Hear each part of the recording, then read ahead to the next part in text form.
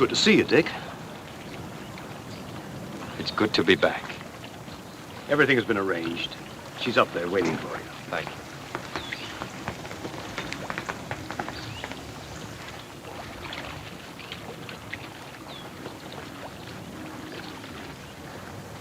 Poor dear man.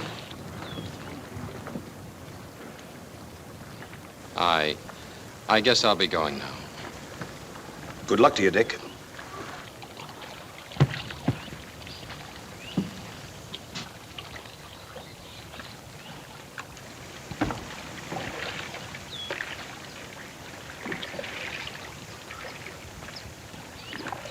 Been through hell, hasn't he?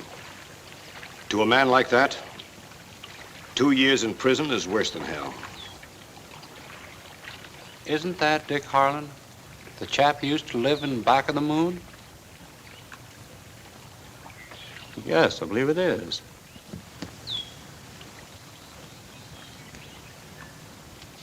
Well, of all the 7 deadly sins, jealousy is the most deadly. Oh, will you bring us some coffee, please? You were his lawyer, weren't you? Yes, I defended him. Some might say I lost the case for him. I read the newspapers, but somehow I never could make head nor tail of it. Well, there's some things that couldn't be told in a courtroom. Yet of all the people involved, I suppose I'm the only one who knew the whole story. You see, it was through me they first met. He'd been working very hard on a new book. I invited him up to my place in New Mexico for a rest. They met on the train.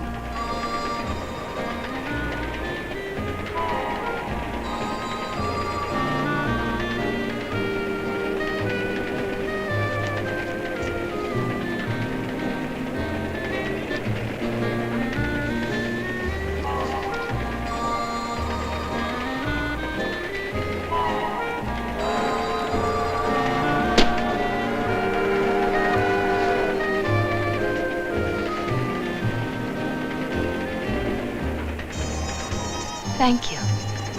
You're quite welcome.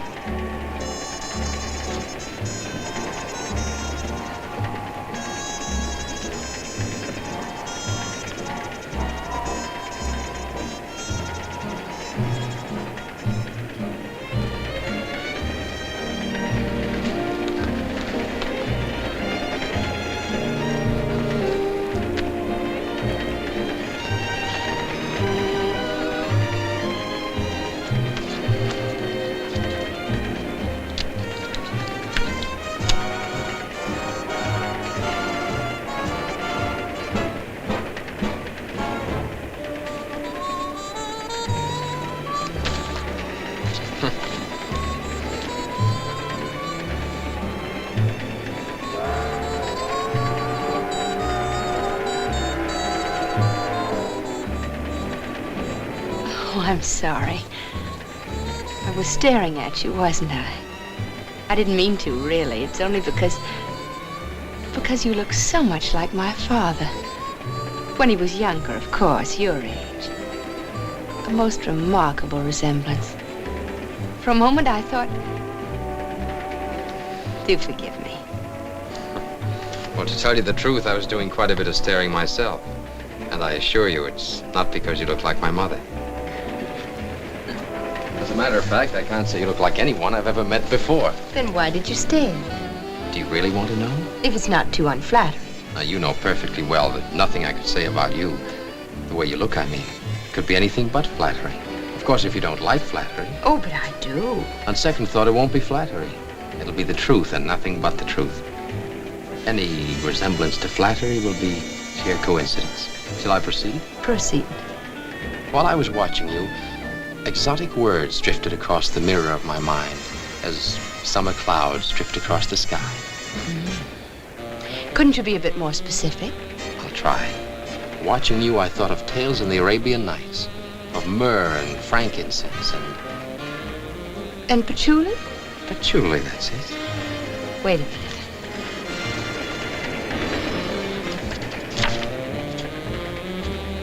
I knew it. Here it is. I quote, "As he watched her, exotic words drifted across the mirror of his mind. He thought of tales in the Arabian Nights, of myrrh and frankincense and patchouli." unquote. So that's where it came from. Well, I guess so, but really I wasn't. I give you my word, it's weeks since I read the thing. It must have impressed you enormously. The book? Not particularly. Rather a sloppy job, I thought. I agree with you. You do? Next stop, your center. Next stop, your center.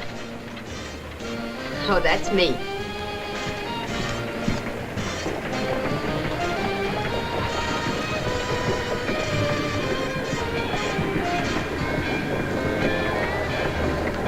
Jacinta, it's me. Oh, there you are. Hello there. Oh, this is nice to see you. Hello, Mrs. Barrett. Hello. Hello, baby. How are you? Hello. How's Louise? Oh, fine. When you see the kid, fine. Wonderful. Oh, I think Charlie, we get those should bags with me, please. Oh, we're looking forward to seeing the Can you ranch. stay long? Oh, well. Here we are. Hello there. Hello, Glenn. How are you? Nice to see you. Glad to see you, Oh, dear. you look fine. How's your brother? Oh, Danny's still flat on his back. He wanted very much to come, but the doctor thought the trip might be too much for him. Oh, I'm sorry. Ladies, may I present Mr. Harlan? Mrs. Barrett? How do you do? How do you do, Mr. Barron? Ruth Barrett? How do you do? Hello. Ellen Barrett. How do you do? How do you do? You met on the train, rather briefly. Too briefly. Well, I've got the car right here, folks. You all ready? Come on. Did you say Harlan? Richard Harlan. Oh, Mr. Harlan, I'm terribly sorry. I doubt if I'll ever forgive you. Ruth, wait till you get a look at the new colts. Oh, I think they're done. Ellen, we got plenty of wild turkey this year. Wonderful. Big as ostriches, twice as ornery. Hope you people are all good and hungry.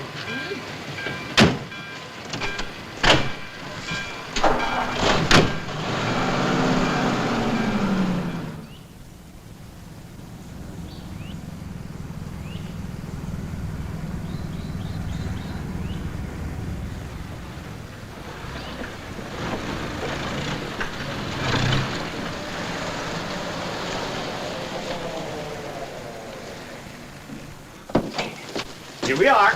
Mom, they're here! They're here! Welcome to Rancho Jacinto. Thank you. Oh, Mother, isn't it wonderful? Oh, it's beautiful. Ruth! Oh, my dears. Margaret. Louise. Oh, I did want to come to the train to meet you, but I thought it best to stay here to supervise dinner. Hello, children. Ellen, how are you? Dick, it's so good seeing you, but where's Danny? He couldn't quite make it this time, Louise. Oh, I'm terribly sorry. Is he still at Warm Springs? Yes, and he's getting along just fine. Oh, good. You probably want to change. Come, I'll show you. Yes, come on. Show your place. How long Right up here, folks. See, you can see the colts out here. Those trout were in the stream a couple of hours ago. That's something you couldn't get in Boston. Oh, perhaps not, but on the other hand, our codfish. Oh, well, now, I was born and raised in Boston myself, and I yield to no one in my passion for codfish. I hate codfish. So do I. Children, that's rank disloyalty. It's treason. Mr. Harlan, what do you think? Well, Mrs. Roby, I'm what you call a salmon man. The fact of the matter is, Mother just doesn't like New Mexico. Since this is my first visit to New Mexico, I don't see how you can say such a thing. It's true just the same.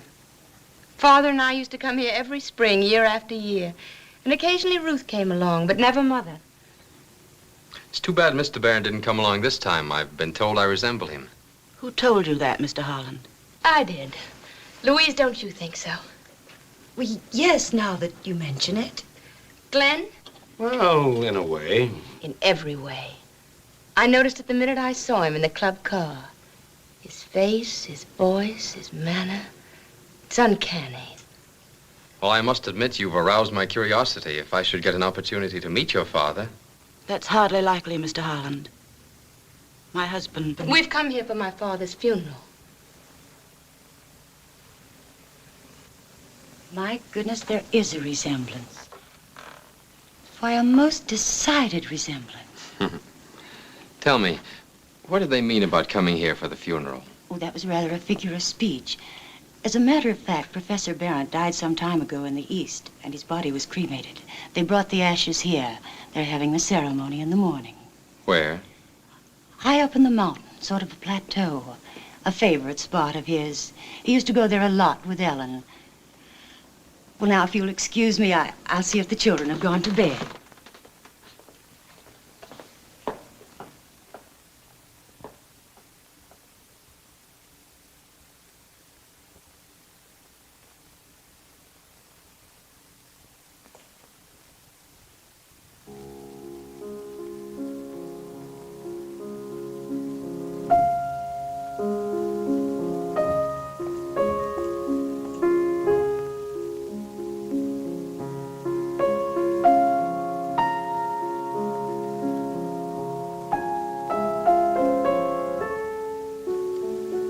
Hello.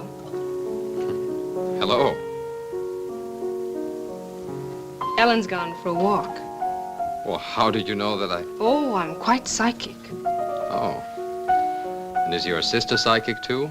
Oh, yes, much more than I am. Only I'm not her sister. You're not. No, I'm a cousin. I've lived with the family ever since I was a child. Mrs. Barrett adopted me.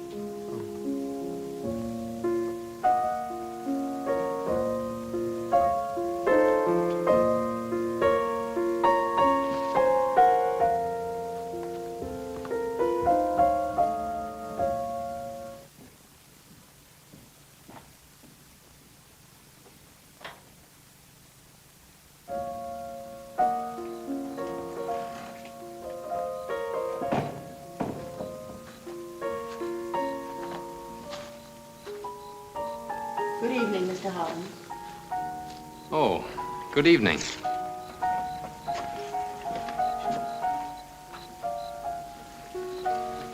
In all fairness, I must confess the nights here seem more beautiful than they do at Beacon Hill. Infinitely.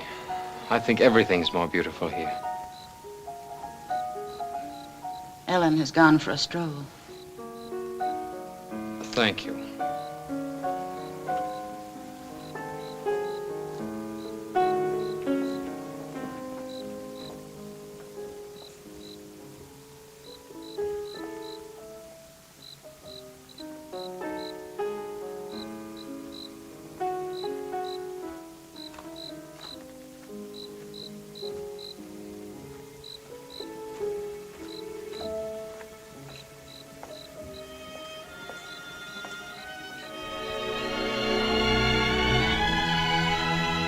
Hello. Hello. Am I intruding? Not at all. Well, I'm afraid I owe you an apology. It was rather clumsy of me at the table to speak of your father. That's all right. You couldn't have known.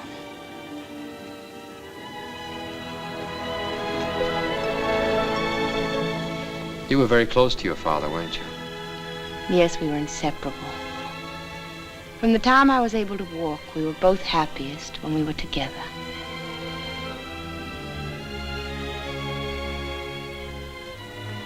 Engagement ring? Yes. I believe I better be going in now. We're getting up at 5 o'clock in the morning. Good night. Good night.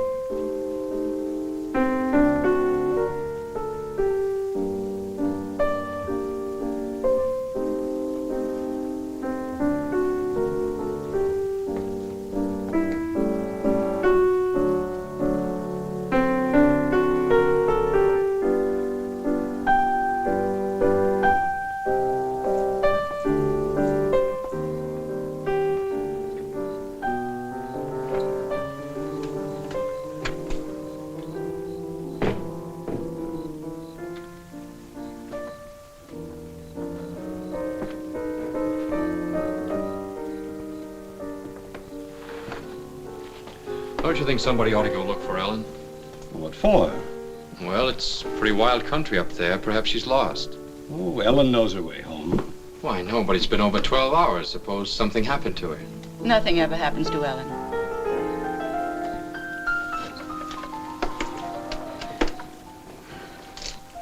Well, I think I'll take a ride before I turn in.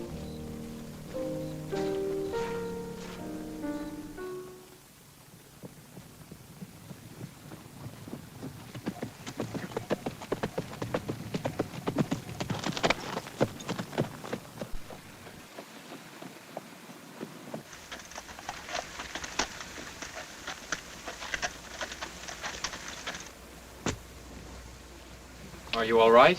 Oh, yes, perfectly. I just wanted to be alone for a while.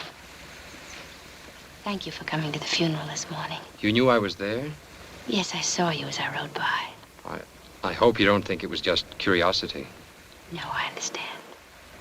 I'm glad you were there. So am I. I'll never forget it. Father used to say it was like riding across the front lawn of heaven. We made a pact to bring our ashes here when we died. If you die first, I told him, I'll bring yours here. If I die first, you'll bring mine. Yet I know now. People you love don't really die.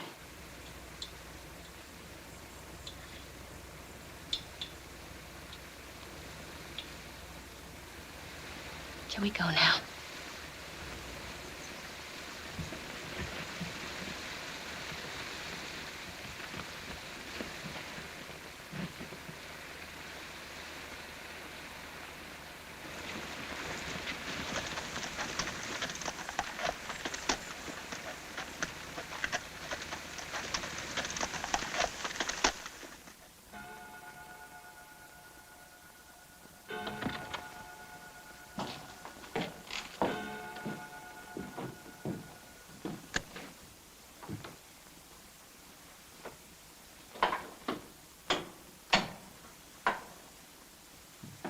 I'm not a bit sleepy, are you? Not in the least. Have you forgiven me yet? What I said about your book? Oh, that. I have an altogether different opinion now. I finished reading the book last night, and I found it quite absorbing. What made you change your mind? I got interested in one of the characters, Which one? the author. Well, I assure you the book is not supposed to be about me. Oh, but it is, whether you like it or not. Every book's a confession, my father always said. Of course, you have to read between the lines. And did you? Mm-hmm. Well, what sort of man am I? You're a bachelor. 30 years old. You were born and raised in Boston, and you went to Harvard, where you edited the Lampoon. When you graduated, you went to Paris, and you studied painting for a while. You have a lodge in Maine called Back of the Moon. Before you went in for writing novels, you were a newspaper man. Your favorite sport is fishing, and you speak French and Spanish quite well. Well, shades of Sherlock. Do you mean to say you got all that just from reading my book? Just from reading The Dust Jacket. It was all there under your picture, you know. You know, if you lived in Salem 100 years ago, they'd have burned you. Why did you give up painting? Well, it was like this. In the first place, I discovered I was colorblind. But since I was interested in post-impressionism, that didn't matter much, did it? No. However, when I made the acquaintance of the boys on the left bank, I found that they lived in squalid garrets, and most of them were miserably undernourished. Have you ever known what it was to be really hungry? I'm hungry right now. Good heavens, you must be. You haven't had dinner, have you? No lunch. Oh, you poor thing, you must be famished. Mrs. Roby told Emily to leave you a tray. Good. Oh, there it is. I'll get it.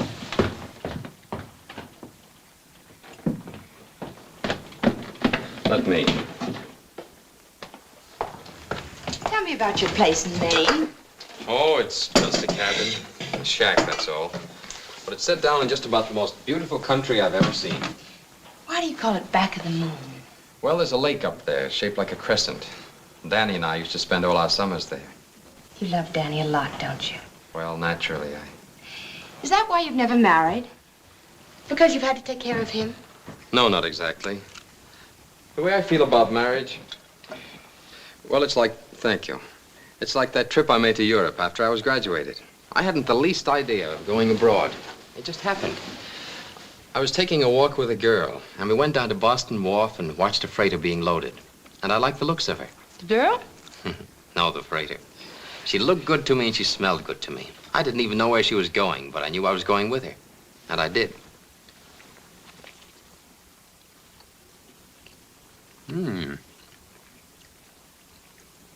Hey, this is about the tastiest sandwich I've ever eaten. What is it? Turkey. Wild turkey. Ever hunted them? No, I haven't. It's tricky shooting. They're sort of scary, but they're so big and clumsy, they hate to take wing. It's a lot of fun. I'd like to try it sometime. How about tomorrow? Well, if Glenn has no other plans. I meant just the two of us. I'd love to. Why did you come for me tonight? Well, I don't know exactly. Everybody assured me you'd be perfectly all right. I guess it was just an impulse. Like the time you took the freighter? Yes. You knew I was coming up there tonight. You were waiting for me, weren't you? Yes. And you came, didn't you? Well. Good night.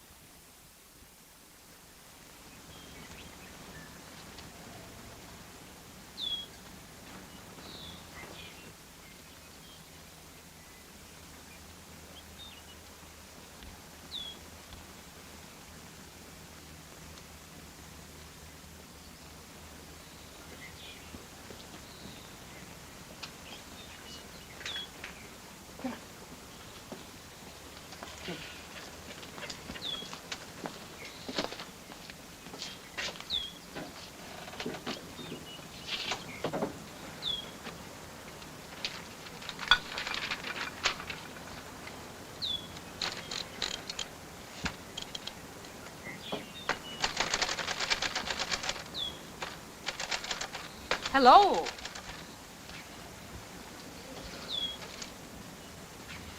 What's going on up there?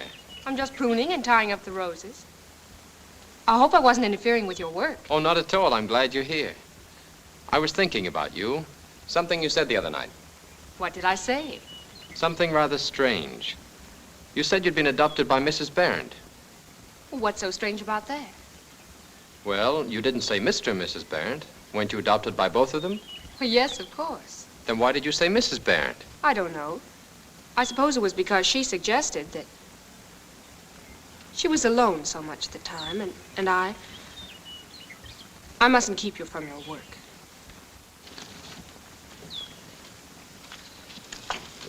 Be careful. Oh, I'm all right.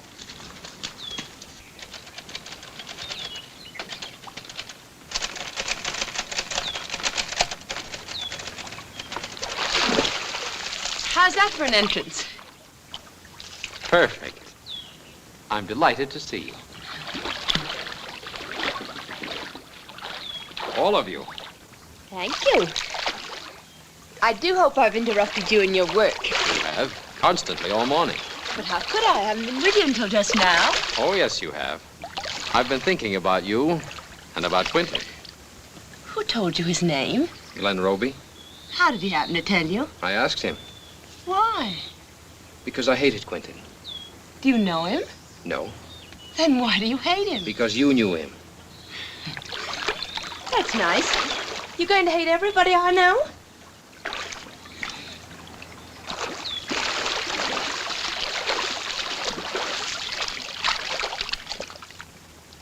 You've lost your ring.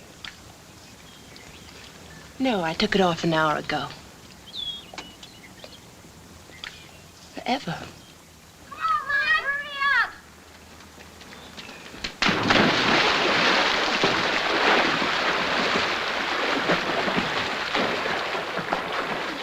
I'll race you across.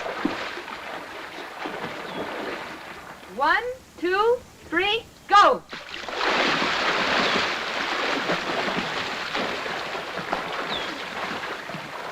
Atta boy, Lynn. Come on, Lynn, keep it up.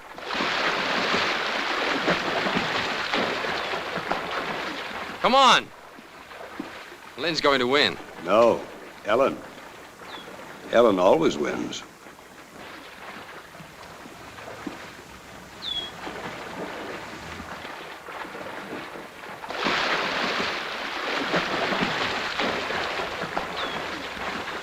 The winner! Don't forget we have a date after lunch.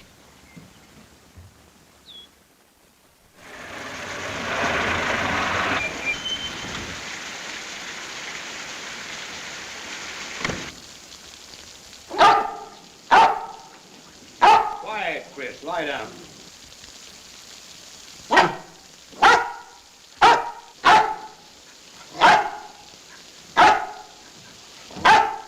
What's the matter with you? Oh, come in. Hello, Roby. Quiet, Chris. Quiet. You take your things. Thank you.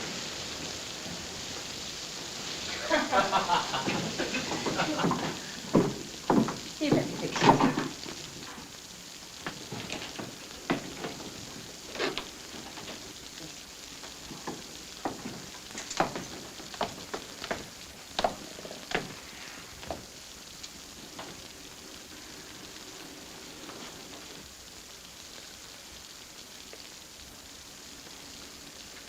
Well, hello. What in the world brought you here? An airplane.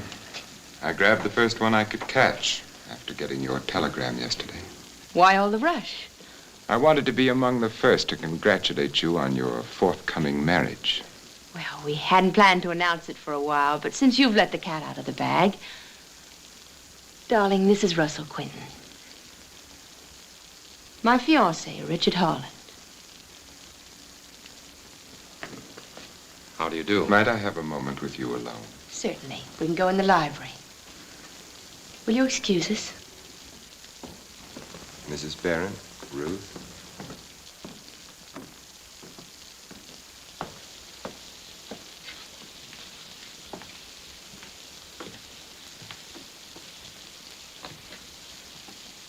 Dick. Dick, is it true? I'm so happy for Ellen. Well, For thank you, both Ruth. of you. Well, that's all very well, but what I want to know is when and how. Well, I'm sorry, Russ. Really, I am. I never expected you to come here in the midst of a political campaign. When do you plan to be married? As soon as possible. Would it be convenient for you to postpone it until the fall? Until after election, you mean? Well, it wouldn't do me much good for the news to get out that I'd been jilted and thrown aside like an old shoe. Oh, come now, Russ. Surely there's no political significance in the fact that a lady has changed her mind. I don't understand it, Ellen. I always knew you'd never marry me while your father was alive. But after he died, I thought there might be a chance. What happened? I'm in love. We intend to get married at once. Tomorrow.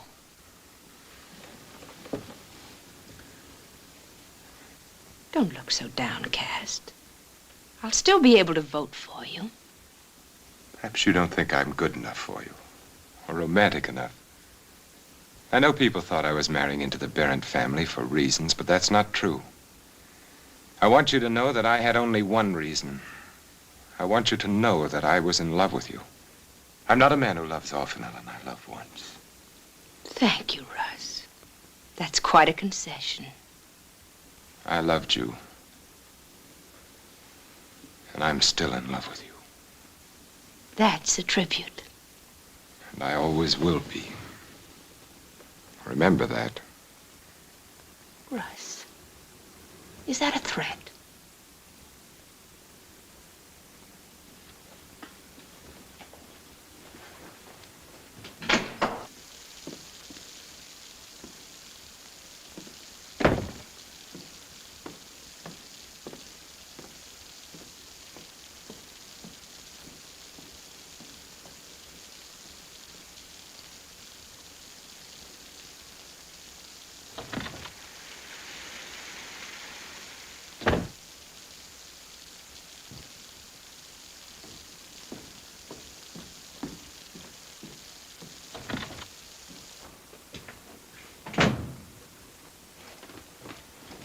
Now, look here, Ellen.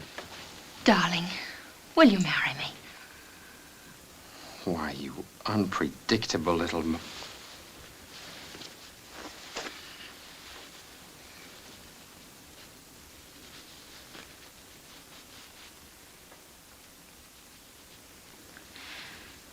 And I'll never let you go.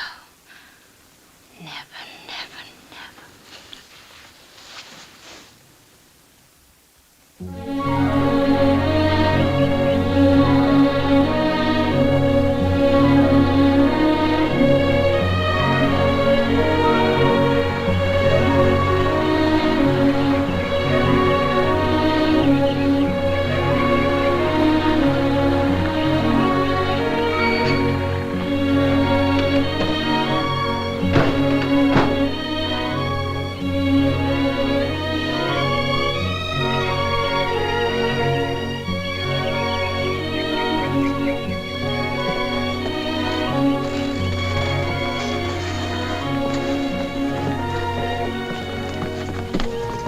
Ellen, there he is.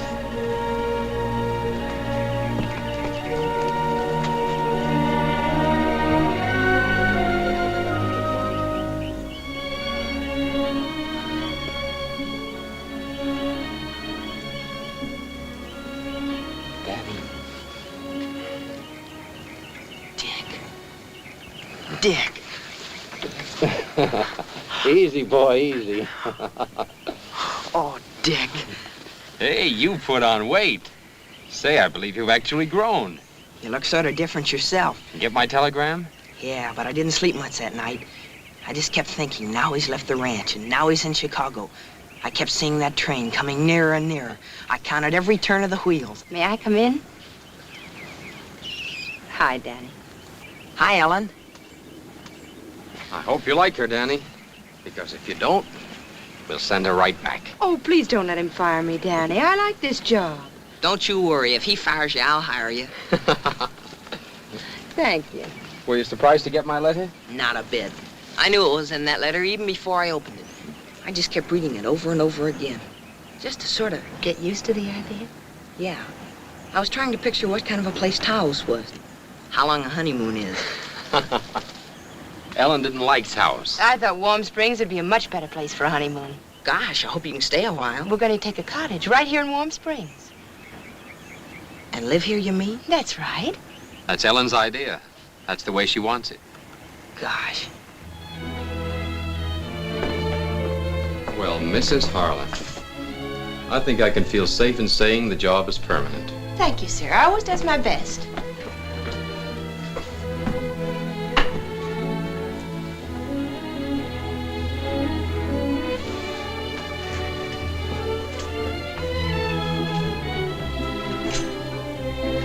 I trust you'll find the soup to your taste. It's sheer understatement to call this ambrosia soup. I call it consomme à la patchouli. But when you get around to hiring a cook, be sure and teach her the recipe. I have no intention of hiring a cook or a housekeeper or any other servants. You mean for the present? I mean, ever. Idiot. I don't want anybody else but me to do anything for you. I want to keep your house and wash your clothes and cook your food. A born slavey. And besides, I don't want anybody else in the house but us. Ever? Ever. Well, but suppose in the natural course of events? Well, that's different. And what about Danny? Well, that's different too. And only 3 people have ever been to Back of the Moon. That's me and Dick and Thorne. Who's Thorne? Leek Thorne. He's a woodsman. He helped build the house and the dam and the boathouse and all. He takes care of the place. I'd like to get hold of some of Richard's baby pictures. Could I, do you suppose? Oh, yeah. There's a whole album full. A lot of college yearbooks with loads of pictures of him. Only there's one he doesn't like to show to anybody. Why not? Well, it's got a picture of Enid Southern in it. Who's she? She's the one they voted the best-looking girl. Was she really beautiful? Not as beautiful as you are. Thank you, Danny. Won't it be wonderful when you can go back to school again? Gosh, yes. What sort of school did you go to? Same one as Dick. Boarding school? Yeah, Oh, that must be fun. sure is. Has Dick been busy lately? Yes, he's been working awfully hard on his book.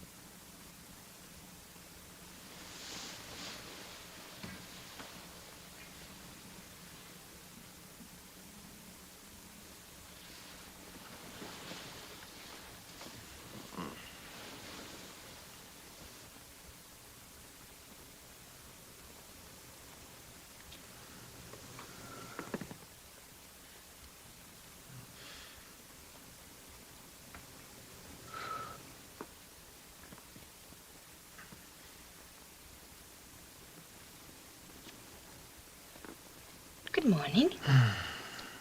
Good morning. Oh, darling, I dreamed you were... What gives? Another day with you. 24 hours with you.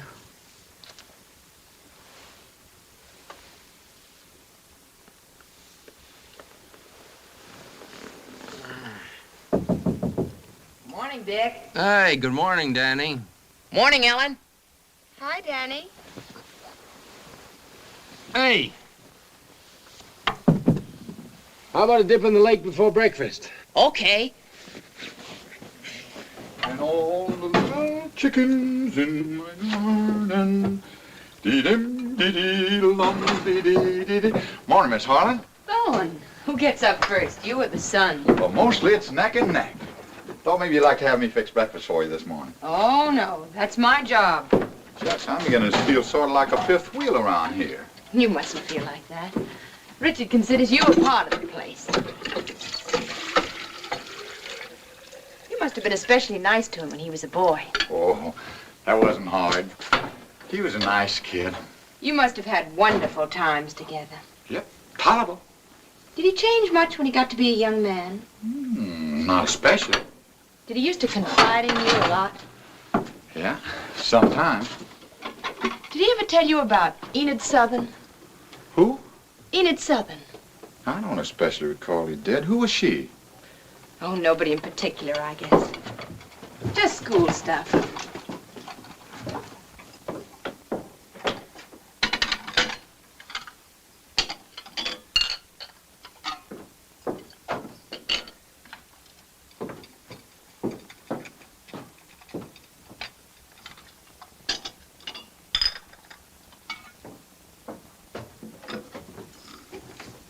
I'll take those. Don, do you dream a lot? Never. I had the most awful nightmare last night. We were out in the skiff, my husband and I, and he jumped in for a swim. But I was too lazy, so I just rode after him. Somehow I was afraid. And when we got to the middle of the lake, I thought it was time for him to get back into the boat. So I decided to call out to him. But I had no voice. Suddenly Richard went under. Not diving, but the way seals do. Just sort of settling in the water. Then he came up again, and one of his arms flung out to me as if he were trying to call to me. I tried to row to him, but the lake was like glue. The boat wouldn't move. My arms were paralyzed. Then he went down again. And this time he stayed down. Well, I reckon there's only one way left for you to save his life. How? For you to wake up. That's just what I did.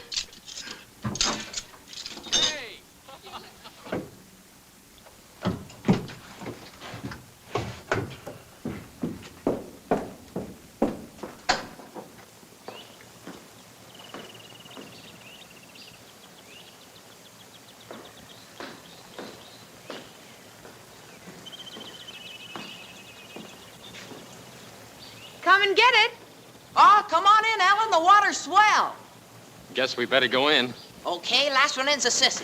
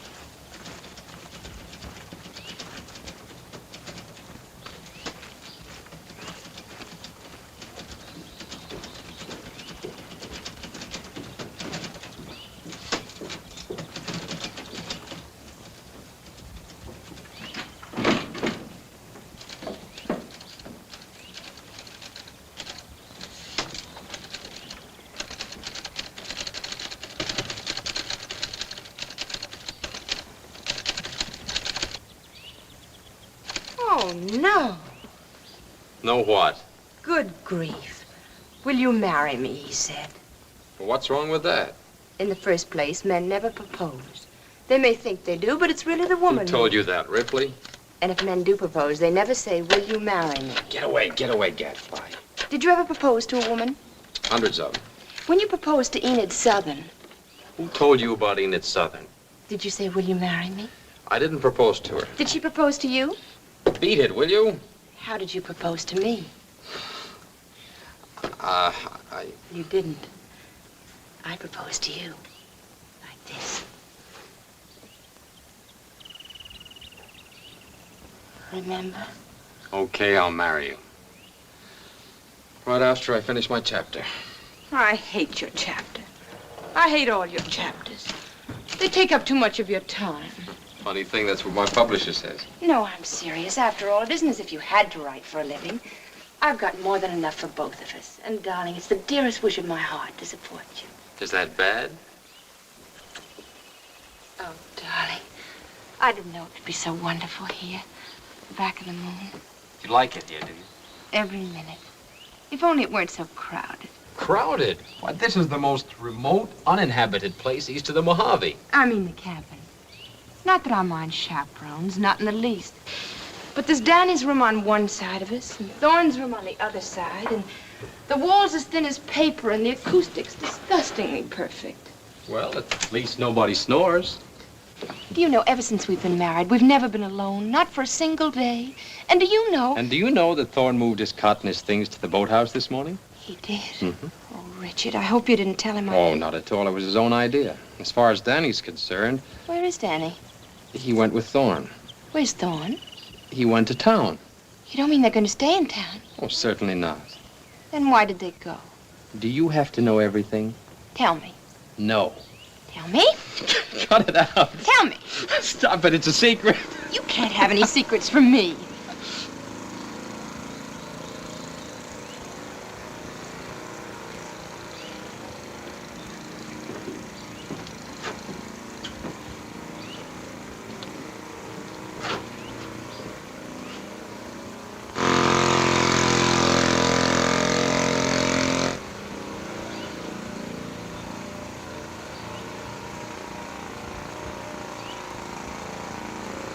We wanted to surprise you, honey.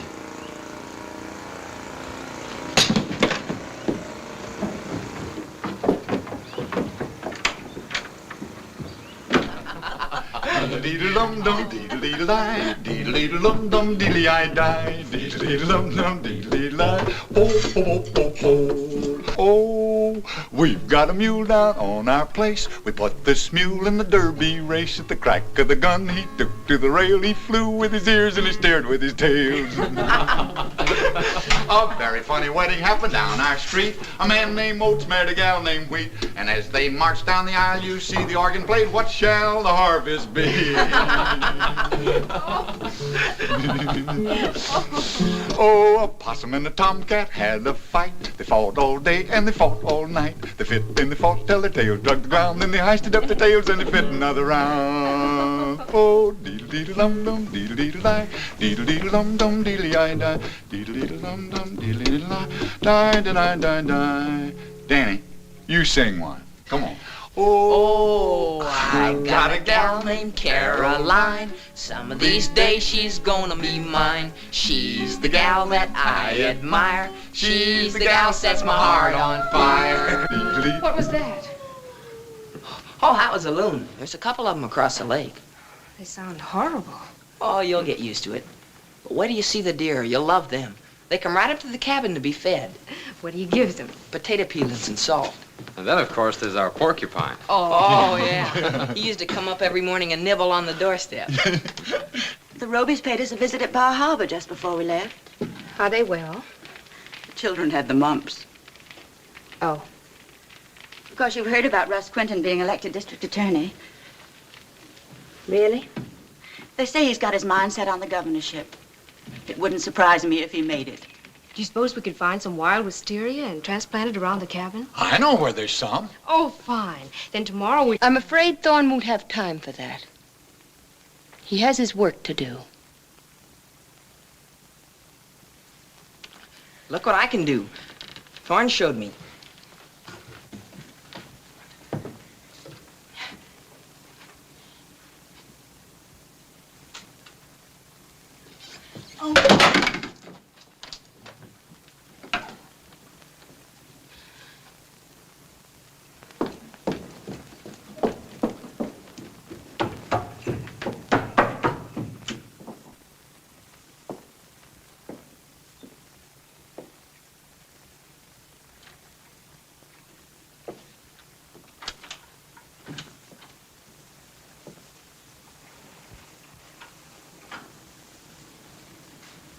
After all, Mother, you must remember Ellen didn't expect us. We shouldn't have come, Ruth. We shouldn't have come.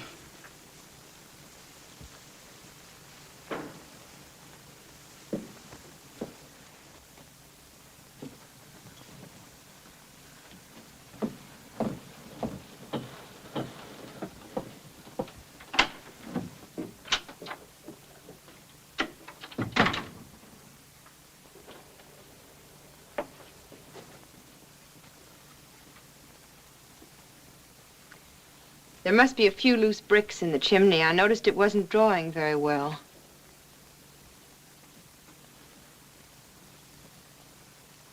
Did you hear me, darling? What happened tonight? Ever since Ruth and your mother arrived, you've been acting like a shrew.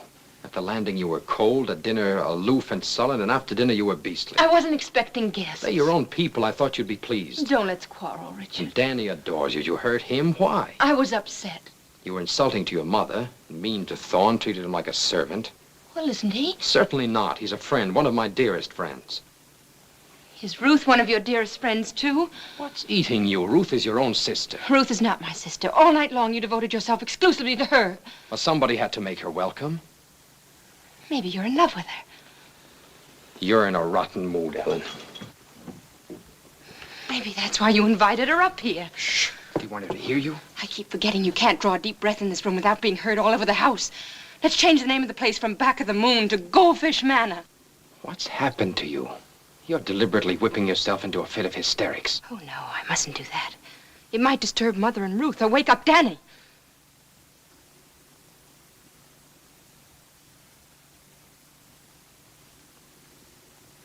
Ellen, what's got into you? I don't know. I don't know.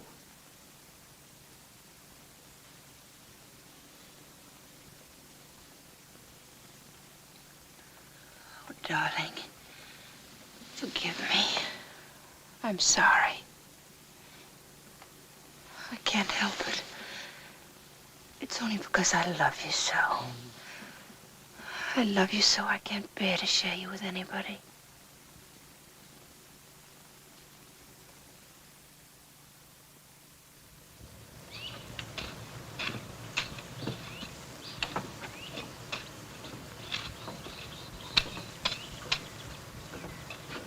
Well, the gal with the hoe. Oh.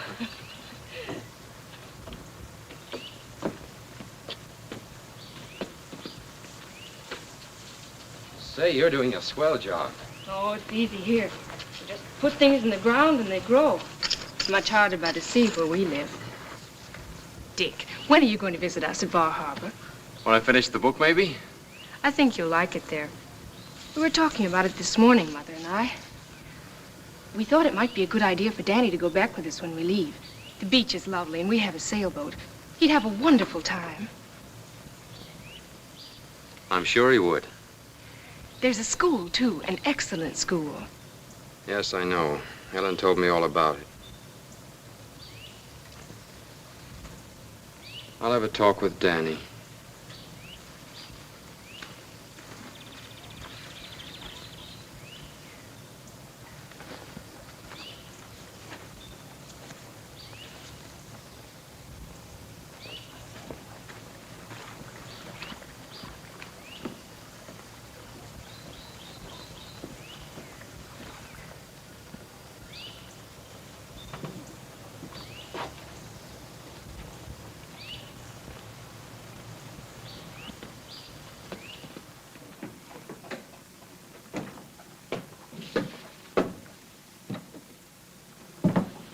Dick, as far as I've read, it's splendid.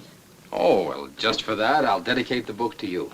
Now, what shall I say? To my sweet, my beautiful, my discerning mother-in-law? Who advised me to dedicate this book to my wife. I'll dedicate the next one to her. Let's dedicate them all to her. I hope you'll send me the rest of the manuscript when it's finished. Well, there are only a few more chapters to write. I'll probably wind it up before you leave here. Well, that's hardly likely. We're planning to leave on Saturday. On Saturday? But that's preposterous. You've only been here a few days. Yes, and they've been wonderful days. Ruth and I shall never forget them. But really, there are reasons why we must be getting home. Does Ellen know you're leaving? I told her this morning. Now, don't look so downcast, Dick. You know, in a way, mothers-in-law are like children. They should be seen and not heard. Not seen too much. What's wrong with Ellen? There's nothing wrong with Ellen. It's just that she loves too much. Perhaps that isn't good. It makes outsiders of everyone else, but she can't help it. You must be patient with her. She loved her father too much.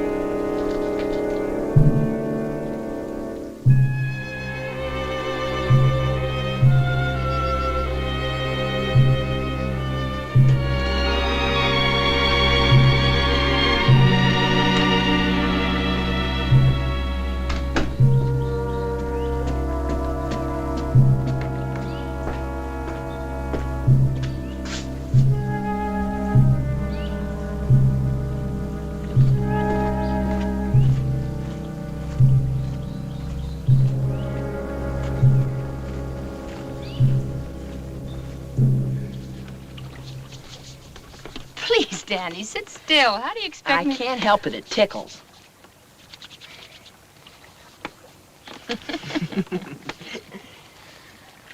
You'll just love our house by the sea. There are a lot of rocks on one side of the beach, and when it's low tide, you can go there and watch the anemones and the ink squids. And there are the most wonderful shells and pebbles, all sizes and colors. Sounds swell.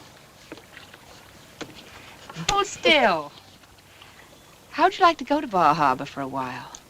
I had a letter from Ruth, and she'd love to have you. I'd love to go. With Dick, you mean? Well, no, he doesn't want to leave here until the new book's finished. And then we can join you. No, I'd rather wait then. Till we can all go together, the three of us. We wouldn't be separated for long. Just a few weeks. No, I'd rather wait.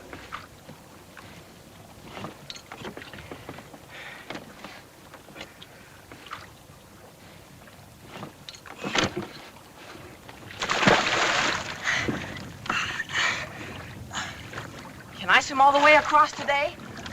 Think you could make it? Why, sure. I made it 3/4 yesterday, and I wasn't a bit tired. All right. If I make it today, can we show Dick tomorrow? Yes, come on. And we don't have to tell him how long I've been practicing, do we? No. We can just pretend that you decided to do it on the spur of the moment. Yeah, that's what we'll do. You know, I can just see him watching now. After a while, he'll say, "That's enough, Danny. Better get back in the boat now." And I'll just pretend like I didn't hear him and keep right on going. Are you ready? Ready.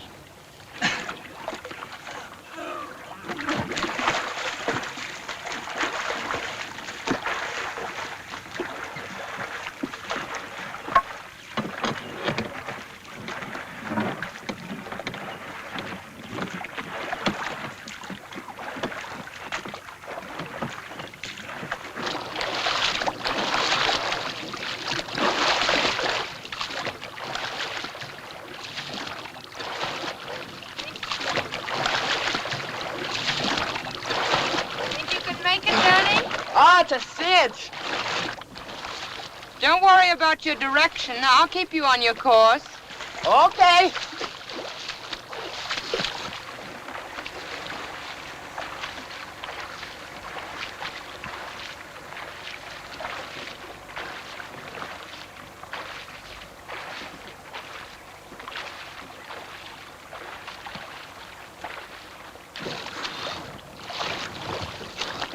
Are we halfway to the point yet? Not yet.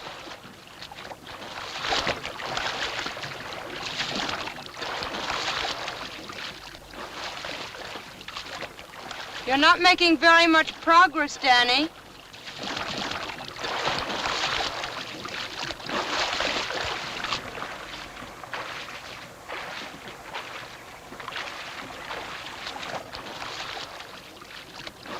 Are you all right? I'm a little winded. I had a kink in my side, but it's gone now. Better float for a while. Yeah.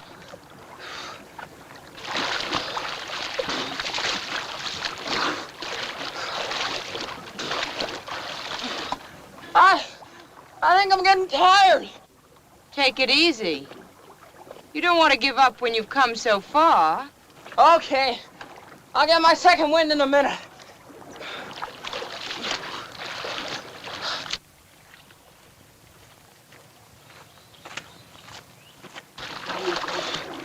Oh!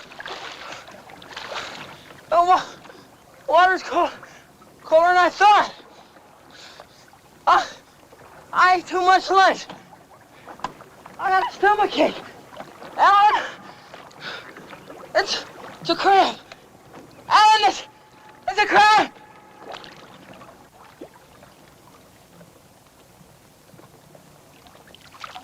Alan! Alan! Help me!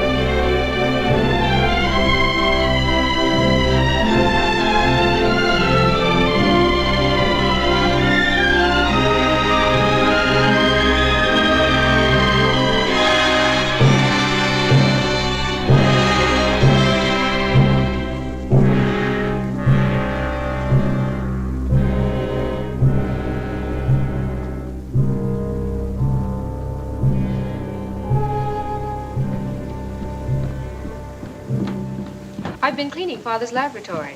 I thought it might be a good place for Dick to work. He's dropped his work. He's dropped everything.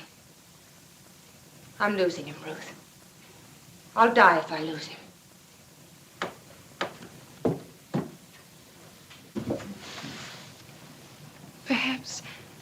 Perhaps if you went back to the lodge, just the two of you. No, he hates it now. Everything about it. He never wants to set foot there again. And he doesn't want to go back to Boston. If I only knew what he was thinking. You've always helped me, Ruth.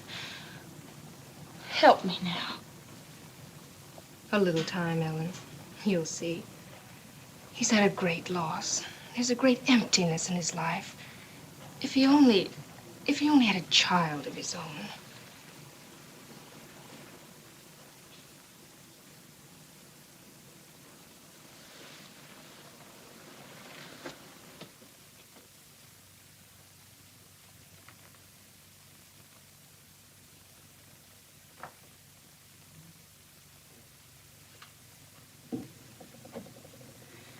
Oh, it's wonderful. When Ellen was a little girl, her father fixed this room up as a playroom for her. Then when she grew up, he used it as a laboratory. Now it's going to be a playroom again, just as it was before. Not exactly, Mother. Your baby was a girl. I was going to be a boy. You've decided that, have you? Well, definitely. Ellen gave me a word of honor.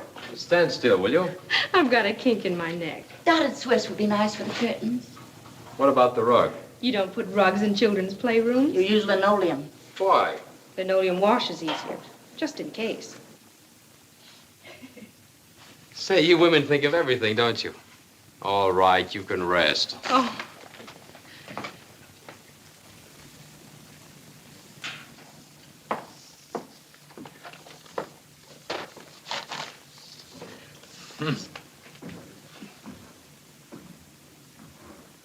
Ellen, you shouldn't have walked up those stairs. You know what the doctor told you? Darling, come here and sit down. What have you done with Father's lab? We didn't want you to see it till it was finished. What have you done with his things? We stored them in the basement. Why didn't you consult me? We wanted to surprise you. It's an ideal place for a playroom. But I didn't want the room changed ever. I wanted it left just as it was. I know you don't like being surprised, but we were only trying to please you. Come on, darling. Everything's so wonderful now.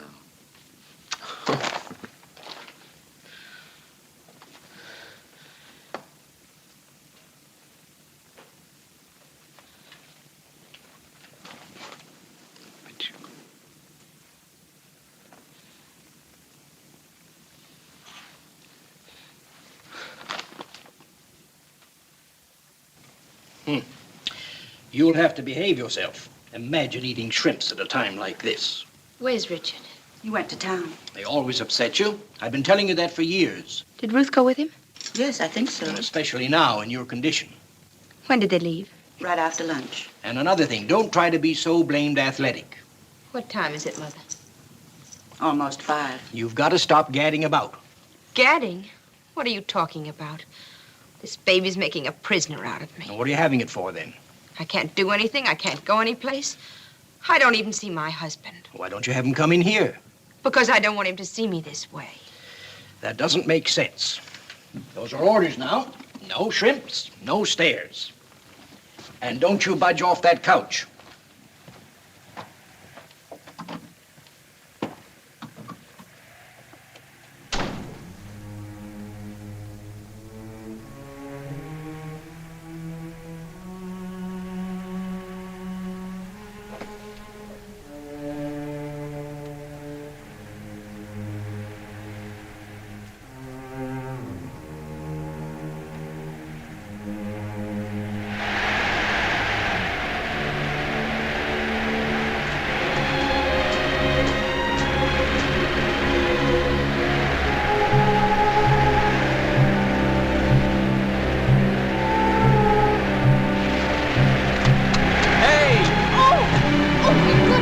Those, Ruth.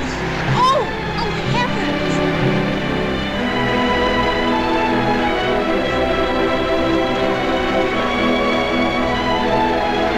Hey!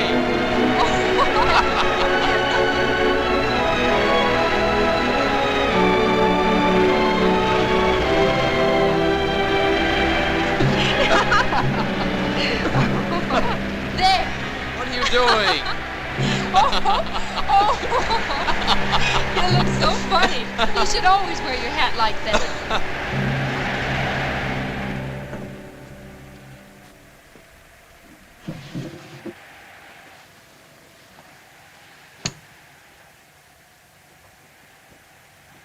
I missed you this afternoon.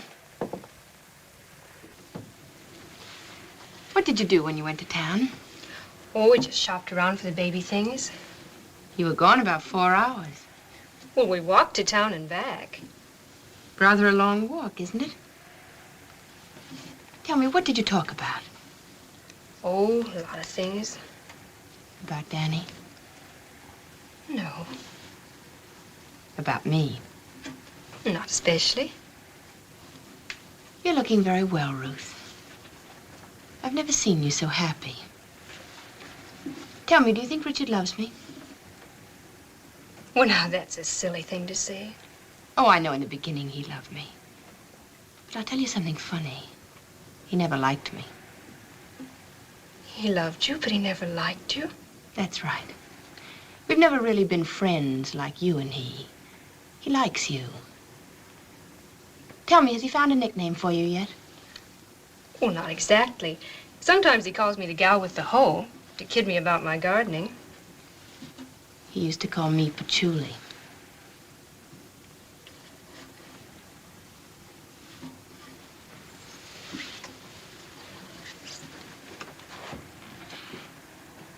Look at me. I hate the little beast. I wish it would die. Ellen. Shocked, aren't you? If you were having the baby, you'd love it. Well, I never wanted it. Richard and I never needed anything else. And now this. How can you say such wicked things? Sometimes the truth is wicked. You're afraid of the truth, aren't you, Ruth? No. You're the one who's afraid.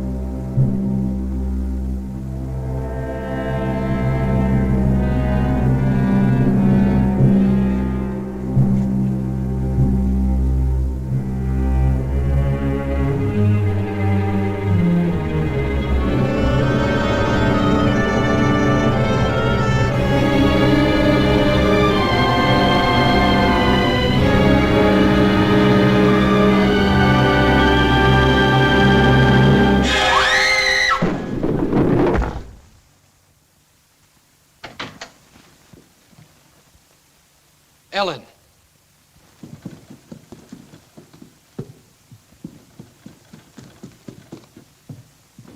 Call the doctor.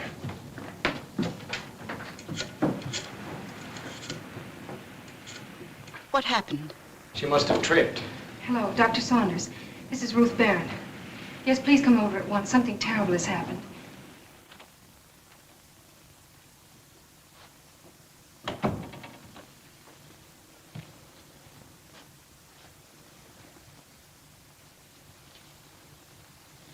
Well, we couldn't save the child. It was a boy. I hadn't really hoped. As long as she's out of danger. Oh, yes. You may rest assured of that. When she came to, she remembered nothing about leaving her room. She thought she must have been walking in her sleep. Well, she couldn't have been asleep. I was with her only 20 minutes before it happened. You can go in and see her now for a moment, if you like. First his brother, and now his son.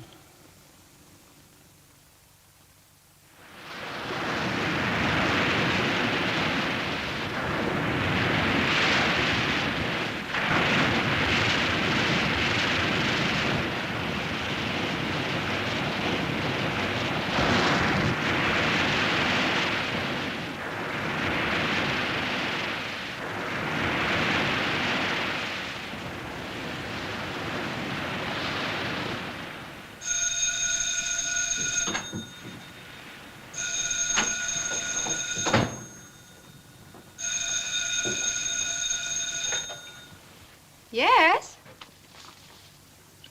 No, she's not here at the moment. But I'd be glad to take a message.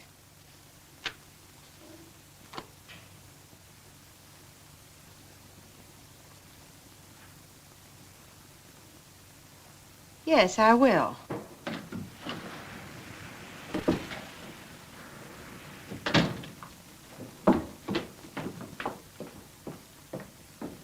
Don't mention it. Ruthie, my lass, the surf was wonderful. You should have come in for a dip. Too cold for me. You're a softie. You always were.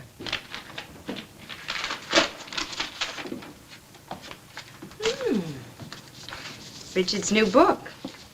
Nice.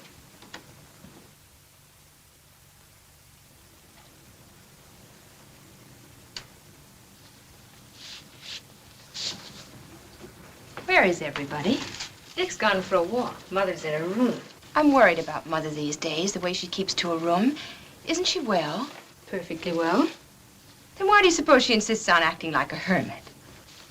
Why don't you ask her? She won't talk to me. I can't imagine what's come over her. Oh, by the way, that phone call was for you. Somebody from the travel bureau in town said it was all right about the transportation and hotel reservations. Who's going places and where? I am. Mexico. Well, why the wanderlust all of a sudden? I just thought I'd like to get away for a while. From what? Is there anything so strange about my wanting to take a trip? No, I suppose not, but why Mexico? I've always wanted to see Mexico. I've never heard you say anything about it before. What part of Mexico? Tasco. When are you going? Next week. With Mother? No. By yourself? By myself. What are you running away from? Is it me? Ellen, when we were kids, you used to torment me every way you could think of. You can't do that anymore. Is it Richard? If you must know, I'm going away because I can't stand living in this house any longer. The whole place is filled with hate. Your hate. Not hate, love, Ruth. Richard's love for me. All these weeks I was in the hospital, helpless. You had him here in the house to yourself. But it didn't do you any good, did it? He still loves me more than ever. That's what you can't abide. That's why you envy me, isn't it? I don't envy you, Ellen. All my life I've tried to love you, done everything to please you. All of us have. Mother, Father, and now Richard. And what have you done? With your love, you wrecked Mother's life. With your love, you pressed Father to death. With your love, you've made a shadow of Richard. No, Ellen, I don't envy you. I'm sorry for you. You're the most pitiful creature I've ever known.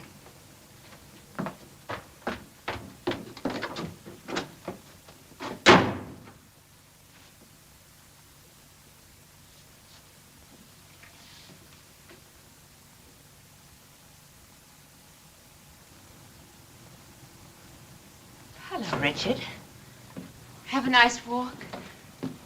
You haven't shaved, darling. But I'll forgive you.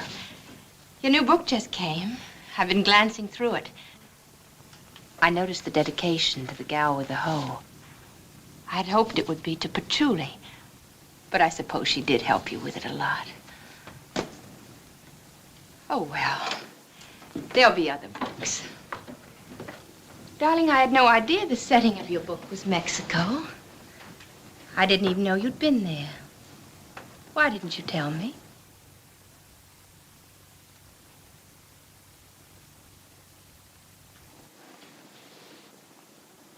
Is anything wrong, Richard? You're so strange. You've been avoiding me. Going off by yourself. Where do you go?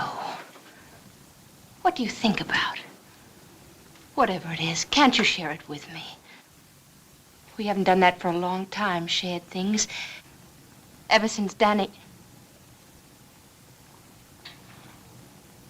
You've never forgiven me for that, have you? You've always blamed me.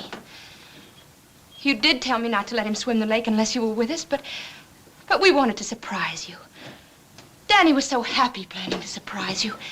He'd been doing so well. He swam 3/4 the day before, and he was sure he could make it. The water was so warm. I thought there was no danger. I must have looked away for a moment, and then when I looked back, Danny was sinking. I pulled at the oars and then lost one, and then I grew panicky. It was like a nightmare. Like walking in your sleep? Yes. Yes, I began to paddle, and the boat didn't seem to move. And so you let him drown, didn't you? Didn't you? Richard, you're hurting me. What happened that day at Back of the Moon? You got rid of everybody else. Your mother, Ruth, Thorne. There was only Danny left. What were you thinking of? You never really cared for him. You only pretended to. What happened? Did he refuse to leave? Don't, Richard. Don't. Was that why you killed him? I didn't mean to let him drown. But you did, didn't you? You're a perfect swimmer.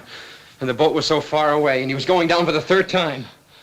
You killed him. You let Danny drown, didn't you? Didn't you? Yes. Yes, I did. I let him drown, and I'd do it again. I didn't want him around. I didn't want anyone but you.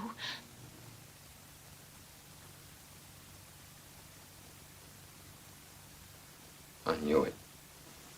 I must have known it all along. I kept pushing it out of my mind. I couldn't believe it. Didn't want to believe it. How could I? You loved me, you said. Wanted only to make me happy. Yes. Yes, that was all I ever wanted, Richard. Your happiness, only that. I didn't mean to let Danny drown. I didn't plan it. I swear I didn't. But when the cramp caught him and he went under, I thought if he never came up again, I'd have you all to myself. I thought if he was gone, you'd have only me. And suddenly, while I was thinking that, he was gone. I was sorry then and frightened, and I tried to find him, tried honestly, tried hard, but it was too late. Why don't you kill me, Richard? You could so easily, you know. And the baby. You never wanted it, did you? No.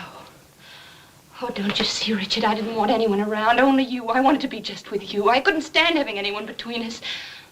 Oh, I love you so, Richard. I love you so. I'm leaving you, Ellen.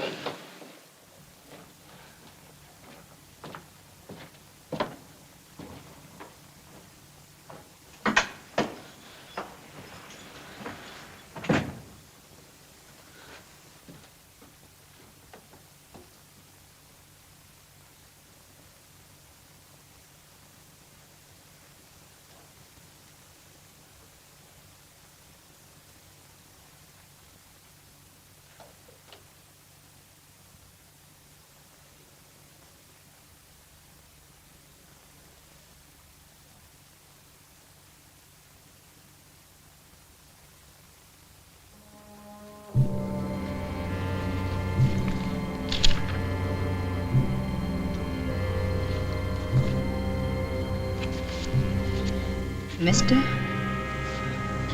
Russell Quinton, District Attorney, Sussex,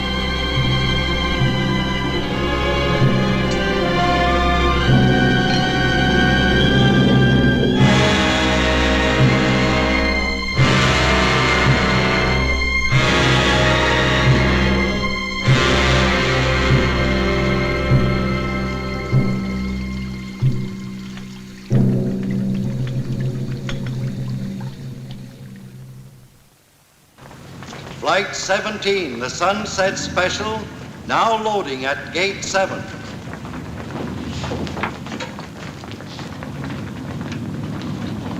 Mr. Richard Harlan, wanted at the telephone. Inquire at information. I'm Richard Harlan. Use the phone number 1. Thank you.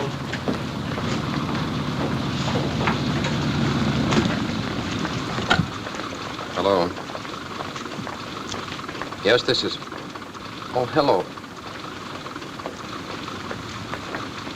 What? Well, how did it happen? Oh, yes, of course. I'll take the first train back.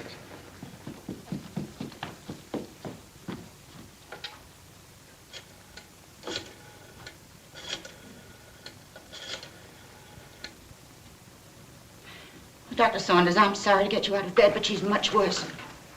Oh, would you hold on for just a minute, please?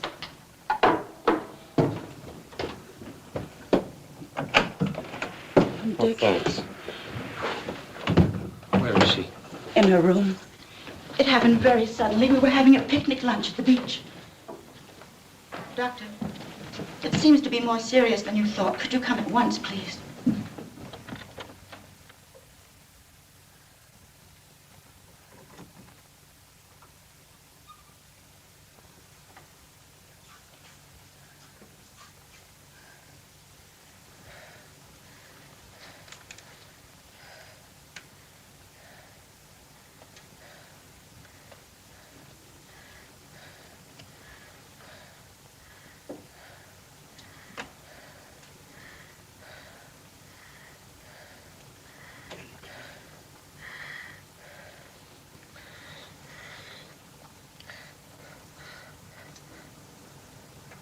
Richard.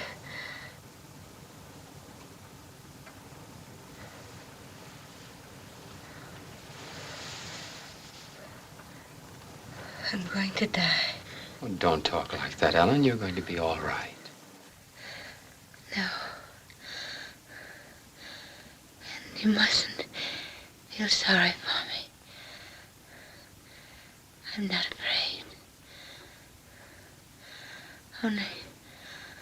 Only promise me one thing. I want to be cremated, like my father.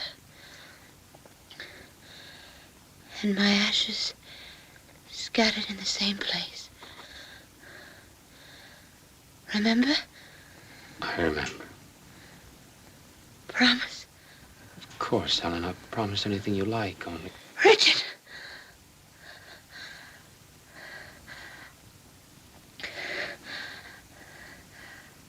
I'll never let you go, Richard. Never. Never.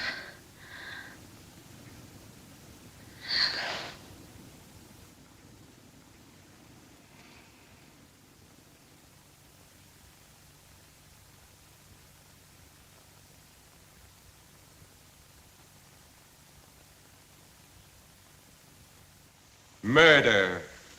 Cold, brutal, premeditated murder. The state will prove that on the afternoon of September 5th, at a picnic attended by Ellen Harland, her mother, and her adopted sister, that Ellen met death as a result of poisoning. The state will prove that the sugar with which Ellen that day sweetened her coffee was mixed with poison, and that she met death by reason of that poison. The state will prove that the defendant had both motive and opportunity to commit this dreadful crime. And the state will prove that the defendant, Ruth Barrett, deliberately and maliciously plotted and carried through the murder. It'll be all right. I refer now to the envelope found in the defendant's leather jacket. When you analyzed the contents of this envelope, what did you find? The apparent sugar tested 60% arsenic. Shortly after you made this test, I came to you with a sealed parcel. Yes, sir. The contents was a bottle half full of white powder. I show you the bottle. That's it. You analyzed the contents? I did. What was it? Pure arsenic. Your witness, Mr. Roby. No questions. Mr. Medcraft, you were the manager of the Bay State Mortuary. I am. Were the remains of the late Mrs. Ellen Harland cremated at your establishment? Yes, sir. Who made the arrangements? Miss Ruth Berendt. Your witness. No questions, Mr. Quinton. Mr. Carlson, what is your occupation? Vice President of the Seaboard Trust Company. Your bank is trustee for the estate of the late Ellen Berendt Harland. Yes, sir. When was the last time that you saw Mrs. Harland? Just after she got out of the hospital. Did she make any provision in her will about being cremated after her death? No, she did not. Would you tell the jury what provision she did make? She requested that she be buried in the family vault at Mount Auburn Cemetery.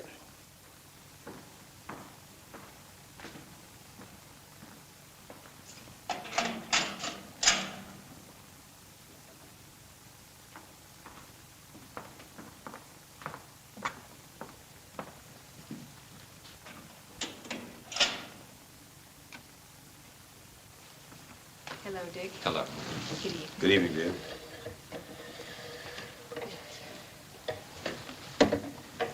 Tomorrow, Dick, you'll go on the witness stand. You must remember that Quinton isn't just the prosecutor. You may rest assured he'll have his brass knuckles on. He'll throw the whole book at you. He'll ask you some questions that won't be easy to answer. One in particular. You swear to tell the truth, the whole truth, and nothing but the truth, so help you God? I do.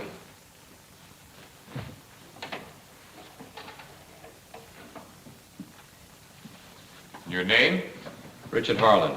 Your profession? Writer. If you don't mind, Mr. Harland, I shall ask you for a moment to be a reader. I have been asked how I happened to investigate the death of Mrs. Harland. This letter is my answer. I ask you to read it.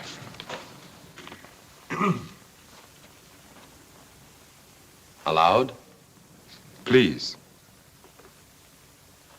Dear Russ, I'm writing this letter to you because we once meant a great deal to each other, and there's no one else to whom I can go for help. Richard is leaving me. Proceed, please, Mr. Harland. It was after I left the hospital I first began to sense a change in my husband. At first I thought it might be due to the loss of our child. And then the truth, the awful truth, began to dawn on me. The reason for the change was Ruth. Russ, they love each other and want to get rid of me. When Richard suggested a divorce, I went to Ruth and begged her to give him up. She said she intended to have him and would stop at nothing.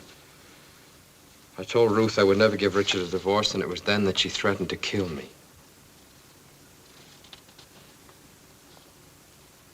Go on, Mr. Harland. Russ, I know she means it and is capable of it. She will kill me the first chance she gets. If you don't mind, Mr. Harland, will you read that last paragraph a little louder? She will kill me the first chance she gets. Go on, Mr. Harland. I'm afraid to stay in the house, but I can't leave without Richard. I'd rather die than give him up. I don't know what to do or where to turn except to you, Russ. Please help me, Ellen. Mr. Harland, you identify the handwriting in this letter? Yes, Ellen's. I call your attention to the first sentence. I am writing this letter to you because we once meant a great deal to each other. Do you know the significance of this? I suppose it refers to the fact that you once were engaged to her. Yes, we were once engaged. Did you know that when you first met her?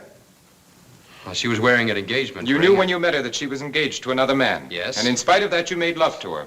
I suppose so. Will you tell the jury about this courtship? I didn't exactly court her. You mean that she courted you? No, not that either. Well, then what do you mean? I knew that she'd marry me if I asked her to. And so you decided to ask her? No, I decided not to. Did she ask you? Not exactly. Well, then how did you happen to get married?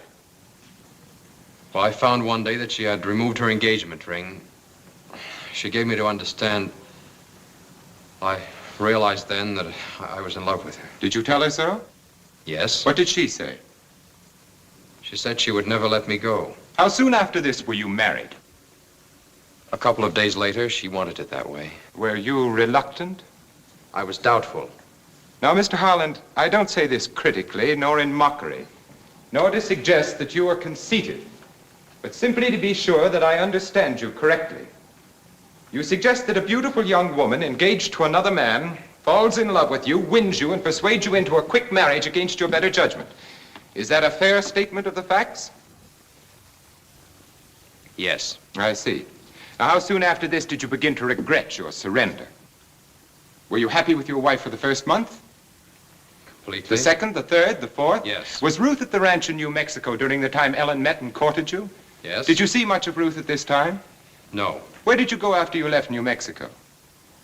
To Warm Springs, Georgia, to visit my brother Danny. During your residence in Warm Springs, did you have any servants? No. Who did the housework? Ellen. And the cooking? Ellen. You couldn't afford any servants. It wasn't a question of afford. She preferred it that way. Ellen liked doing things for you. Yes. Did Ruth come to visit you during this time? No. Where did you go after you left Warm Springs? To a fishing lodge I have at a place called Back of the Moon. Did anyone come with you? My brother Danny. When was that? In June. In June, were you still happy with your wife? Yes. How about July? Yes. You loved her in July. How about August?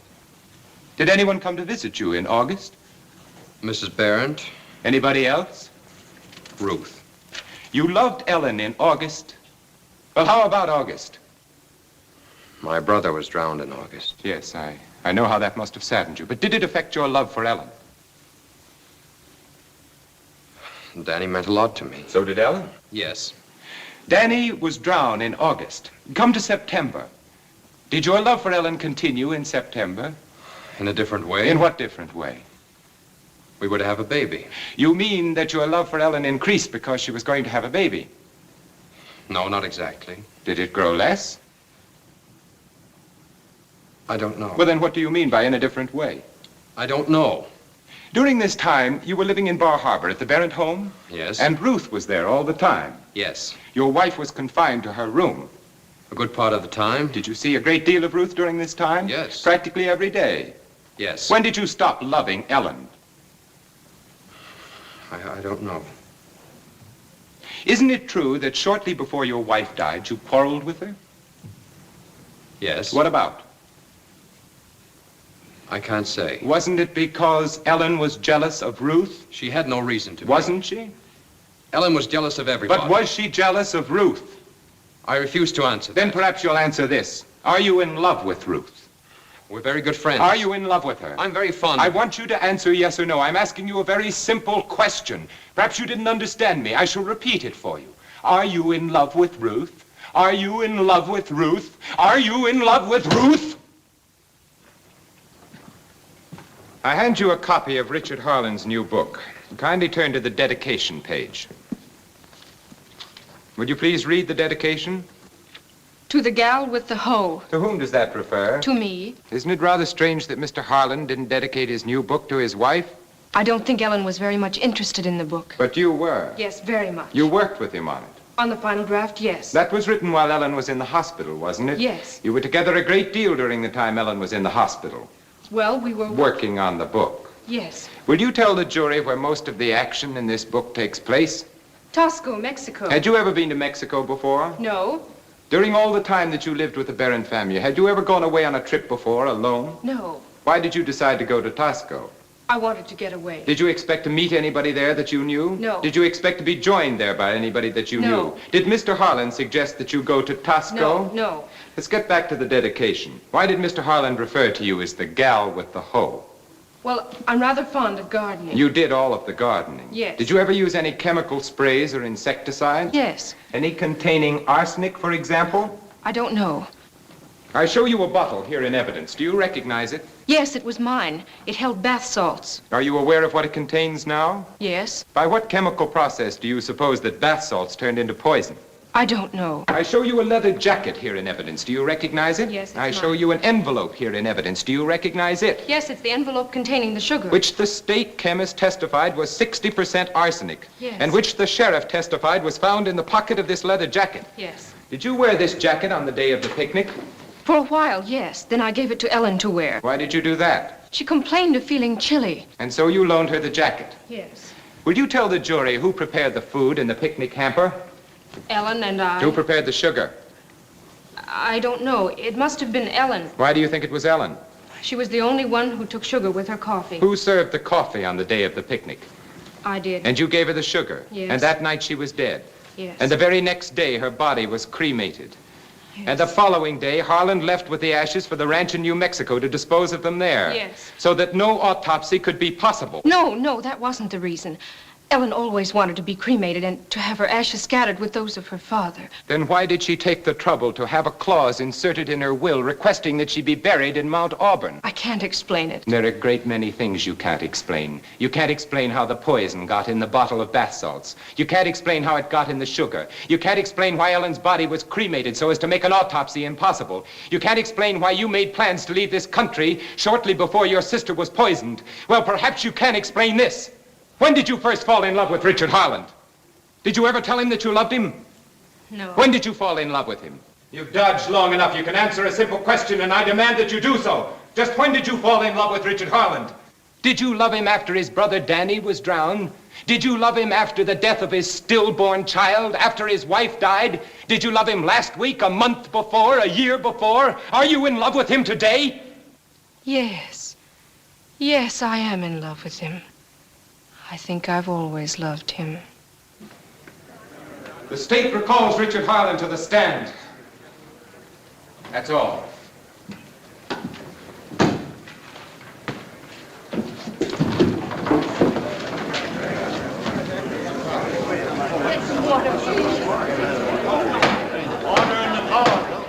Richard Harland, you heard that woman finally tell the truth. And now I want the truth out of you. You heard Ruth Barrett confess her love for you. And now I ask you, as I have asked you over and over, time and again, are you in love with her? Are you in love with the woman who murdered your wife? My wife was not murdered. She killed herself. Do you honestly believe Ellen committed suicide? Yes. Knowing her as you did and I did, you think her capable not only of committing suicide, but falsely accusing her own sister of her death? Ellen was capable of anything. You actually want the jury to believe that she was that sort of monster? Yes, she was that sort of monster. A woman who sought to possess everything she loved, who loved only for what it could bring her, whose love estranged her own father and mother, whose love possessed her father until he couldn't call his soul his own, who by her own confession to me killed my brother, killed her own unborn child, and who is now reaching from the grave to destroy her innocent sister. Yes, she was that sort of monster. Order in the cause.